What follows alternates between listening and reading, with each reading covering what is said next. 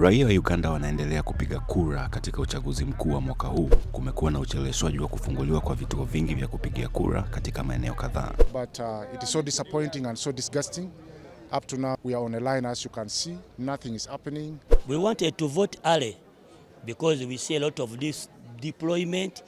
We are not sure of our safety. We don't know what's going on.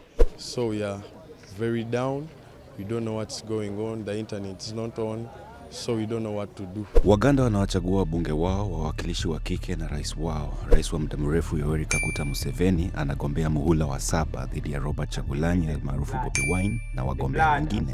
Uchaguzi huu unafanyika huku mtandao ukiwa umezimwa kitaifa, hatua iliyochukuliwa na serikali siku chache kabla ya uchaguzi huo. Ulinzi mkali umewekwa kote nchini, huku waangalizi wakionya vikwazo dhidi ya vyombo vya habari na mashirika ya kiraia vinaibua maswali kuhusu haki na uwazi wa uchaguzi huo. Matokeo yanatarajiwa baada ya vituo kufungwa leo hii.